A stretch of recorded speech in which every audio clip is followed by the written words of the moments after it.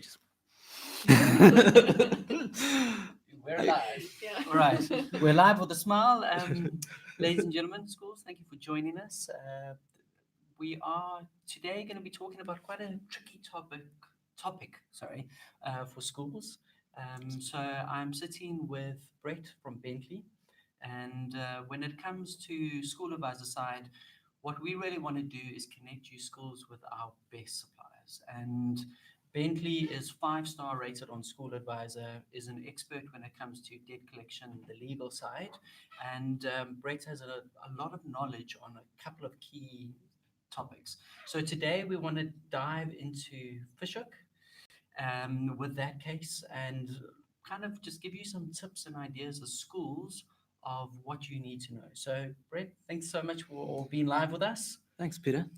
We can start chatting. Maybe we can just start off with just a brief explanation of the concept of school exemptions in public schools. Yes, I think that would be good because I think there is a lot of confusion. So, if you could break it down for us. Right. Okay.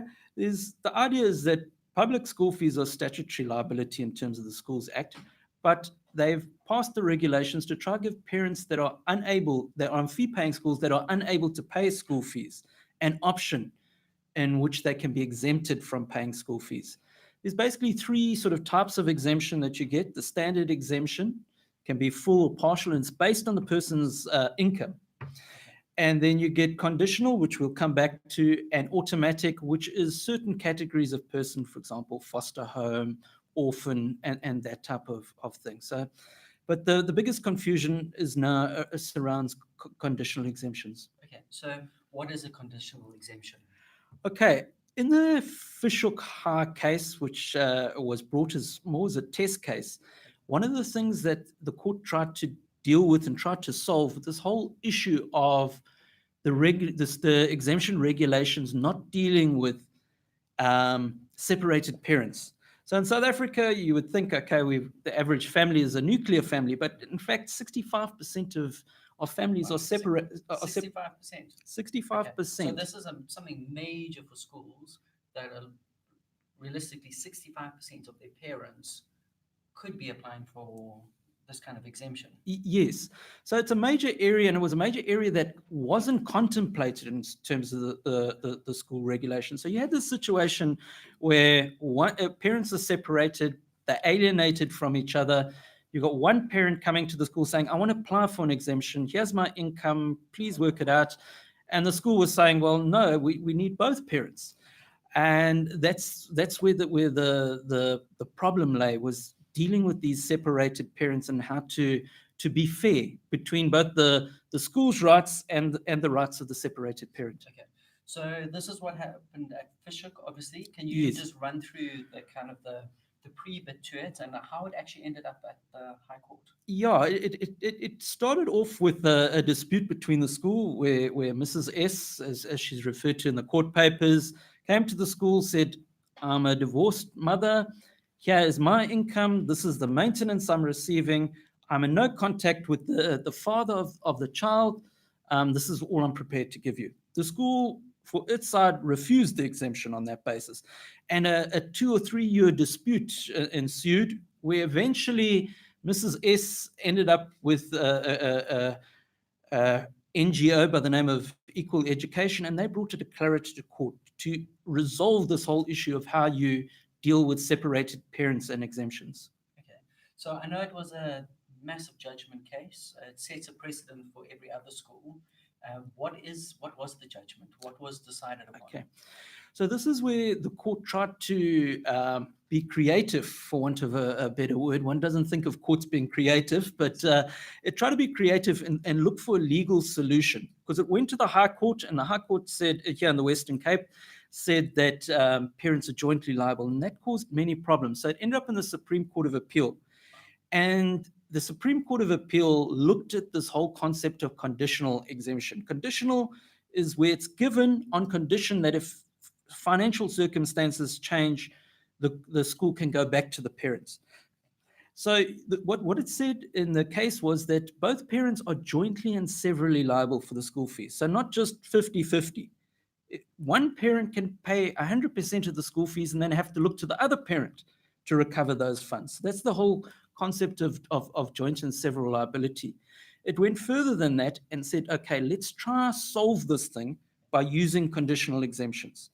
We will say that if, for example, one parent comes to the school and says, here's my income, I've tried to contact my ex-spouse, the parent, the other parent of the child, they won't cooperate, then that parent can deal with the exemption purely based on their income versus the school fees, as opposed to both parents' income. Okay. So we've actually just had a question come in. So what would the party who comes in, obviously they're giving proof of their own income. What proof do they then need to give that there's been a divorce or separation, that they have no contact? Okay.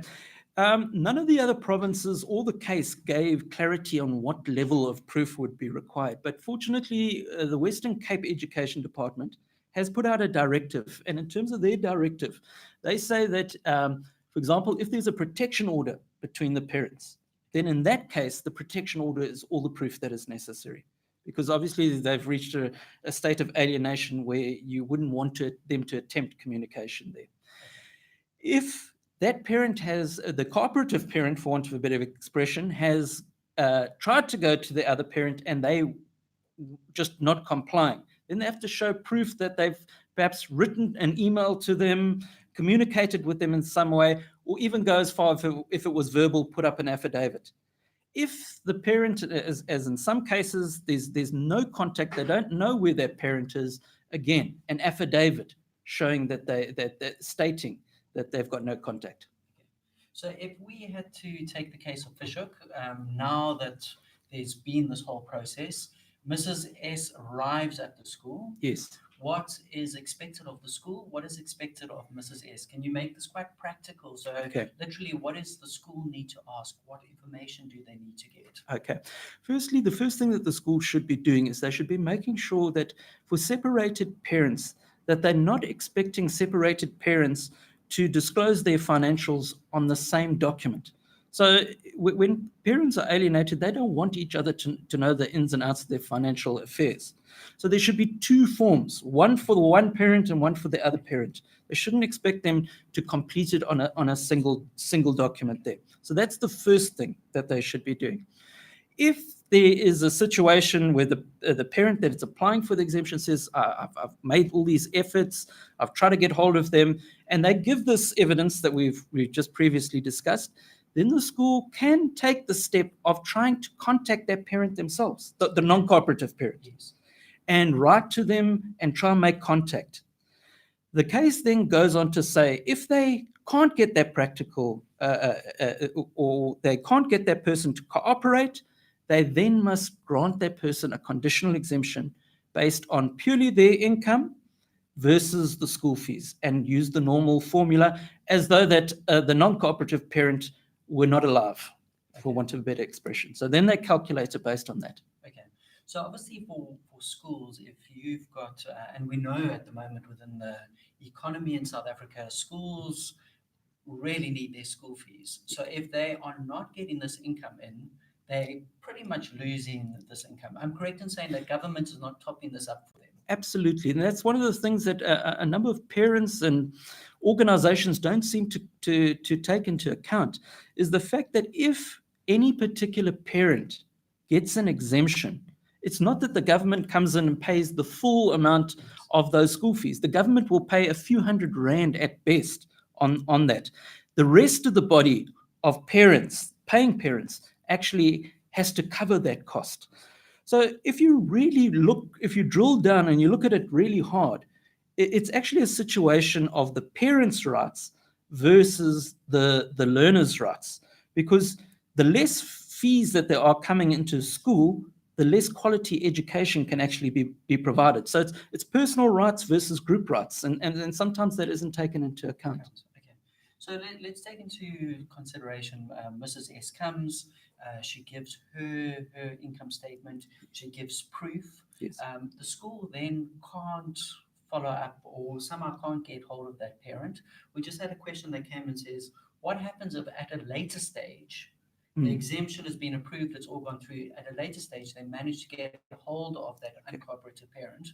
what does that mean? Can they still claim school fees? Okay, I'm just going to take a step back, Yes. and I'm just going to explain what they would do again, or what the court said they should do against the non-cooperative parent. They would send out, firstly, what is called a 41.5 notice to that non-cooperative parent. And then they can actually hand the non-cooperative parent over for legal collections if he Okay. doesn't comply. Right. If then, for example, in the legal process, summons is issued and all of a sudden he becomes cooperative, Okay. and he comes in and his income is given, it's unclear. The case is unclear because what the case is saying is that if a conditional exemption is given, you should do a letter to the cooperative parent saying, we've given you a conditional exemption, we've worked it out in accordance with your salary alone, but if your income changes, then we will relook at it. I feel the court should have gone one step further and actually said that if it's later ascertained what that other parent's income is, we will recalculate it based on both parents. That's what I believe that schools should be doing, because that's the only fair and logical way that you treat cooperative and non-cooperative parents and look after the school's rights at the same time. Okay. So let's run through that just to practically help the schools. Okay. How can they set that up in such a way that legally they can still claim from that parent? Is there stuff that they need to do on their side? What is the kind of the legal steps to give them the biggest chance of actually claiming Okay. from the uncooperative parent? I think what they need to set up is maybe chat to some expert to put together a letter to parents that qualify for conditional exemptions, setting out the grounds of the condition so that they keep the door open in the future, that if they do manage to get the uncooperative parents' income, they can recalculate the exemption at that stage. Okay. And is that something that you can just, that letter, say you wrote it for the school, Yes. is that something that the parent would need to sign, or is it something that you just need to prove that you've given to them? I think you just need to prove that you've actually sent it to them. Okay. Yeah. And is that something that would need to be written by a professional like I- yourself, I or is w- it something a school could? I would highly recommend that it be written by a professional, because there's a lot of legal consequences of it, and I would have it professionally drafted. And then just run through the legal process. Say a school, Mrs. S comes, they do all the paperwork, they give her an exemption. You then mentioned the writing of the letter for the other parent. Yes. What are those steps? At what point should a school look to hand over it to a debt collection company like yourself? What should they do themselves? What should they hand over? What's the biggest, I suppose, what's the most likely way the school's Yes. actually going to get that extra income? Yes. Look, once they've done that 41.5 letter, the Schools Act says that there's actually a 3-month period before you can take action against that non-cooperative parent. So after that time period is expired, they should really be handing over and to the debt collector or to the attorneys, whatever the case may be, and then looking to enforce against that parent there. In terms of documentation, I think the legal requirements, if they could just, you're looking at things in terms of handover, general handover, you're looking at admission documents, copies of admission documents, copies if you've done a 41.5 letter, and if you've done that conditional letter to the other parent. I think those are, in terms of your documentation, is more than sufficient. And then the particular year's fees to which it relates, the details of the learner, and the amount outstanding. I think that's pretty much covers. Okay, then another quite practical question. How far can schools go back? Because I'm saying there's a legal opportunity now for schools to go to uncooperative parents and kind of claim from them. How far back? Can you go 5 years, 10 years, 1 year? Yeah. Look, the situation with schools is that school fees are not a tax, therefore there's laws of prescription. Taxes can last 30 years. Okay. Obviously, Mr. Taxman likes to look after himself there. Yeah, he protects himself. Yes, yeah. But when it comes to school fees, although it's a statutory duty, it only lasts 3 years. Oh, wow. That the school fees last, unless there's been an interruption of the prescription by payment, or by some sort of acknowledgement. It could be something as simple as the parent writing and saying, I know I owe the debt, I'll pay next month. So that starts that 3-year process. So you can't go back further than a 3-year period. 3-year period. Okay. I think for us just to understand, obviously your company is an expert when it comes to this field. Yes. What are the benefits of actually having a professional like yourself on board versus the school trying to do it themselves? Okay, look, there's a number of factors there. I think the important thing is with schools is that the school's laws and regulations become really complex. It's not simple anymore for schools. In some ways, I sometimes tease my schools and say they've got more difficult than the people involved in commerce and the consumers, because the laws that they have to comply with are really, really intricate. So if you're choosing to hand over, you must be handing over to somebody that understands the complexities of the Schools Act. That's important. The other aspect is obviously the enforcement side of things. You have to have somebody that's efficient, that deals with matters, that's on top of their matters, and that also perhaps has the legal clout to be able to, at last instance, enforce via taking action, summons, whatever the case may be. Right. And are those full services that Bentley would offer? I know you top rated on School Advisor. Yes. Is that something that at what point would you get involved Okay. with the school? At what point would you recommend schools get involved with someone like yourself? That is one of the benefits of using our company, is the fact that if you are one of our clients, we not only support you in terms of your bad debt recovery and legal debt recovery, but we also offer, as a package, as part of the cost to our schools, free advice relating to school fee collections and exemptions. So we've got a team of 4 attorneys that are dealing with the school fees matters, that are willing to take your call and to help you with the process and to take you through the little minefields that might exist in terms of compliance, because obviously compliance is always an issue with knowing the exact details of what to do correctly. Okay. And just on that, if a school doesn't do it exactly correctly, does that mean they lose the opportunity to get that income, or can they go back and correct? Well, not only can they lose the opportunity to get that income, if we look at in the Fisher case, the school was actually found to have been acted unlawfully and unconstitutionally, and was actually wrapped over the knuckles by the Supreme Court of Appeal. So in that case, you can potentially draw a lot of negative publicity to your school for not doing things the right way. Okay. So if I'm summing you up correctly, this is a bit of a minefield that's going to keep changing.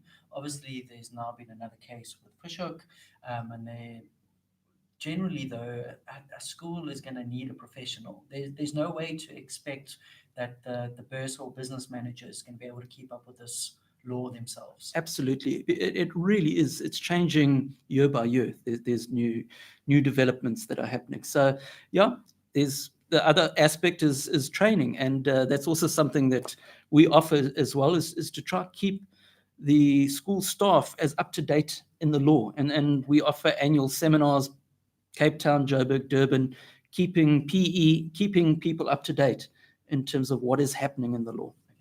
And if any of our clients would like to find out, any of our schools want to Yes. find out a bit more about you, what's the best way to connect with you? They're more than welcome to contact either myself or Sue Walker, who heads up our sales. Give us a shout.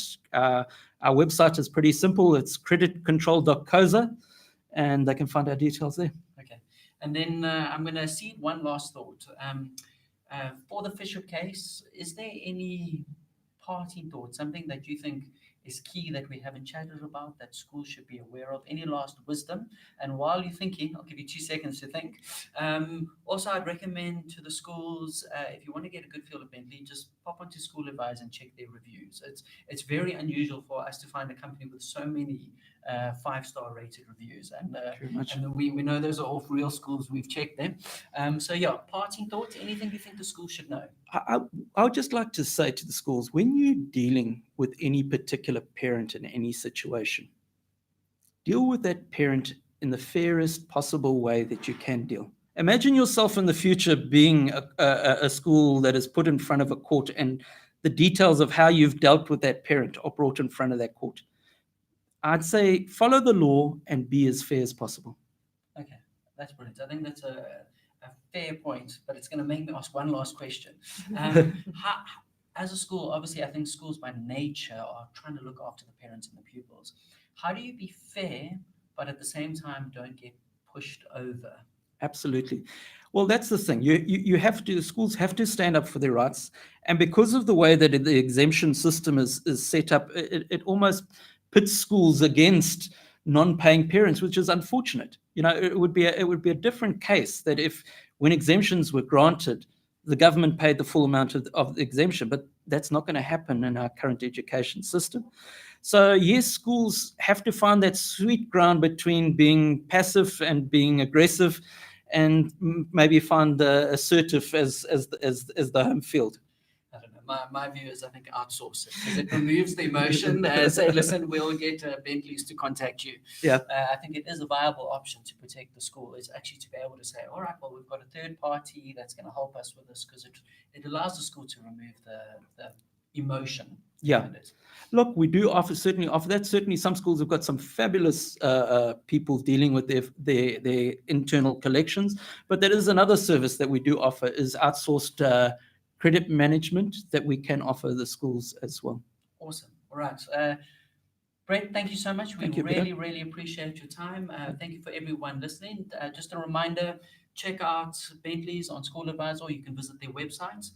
Next up, we have our next webinar is going to be in a couple of weeks, and we're going to be addressing the POPI Act, so protection of personal information. A lot of the schools out there are unaware that you are storing, well, I think everyone's aware, you're storing parents' and pupils' information.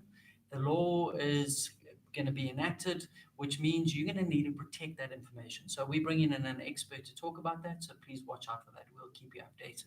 Once again, Brett, thank you so much. Thank you for having me. Thank you, everybody. Cheerio. Bye-bye. Bye. And end. Okay. Ending face is so big.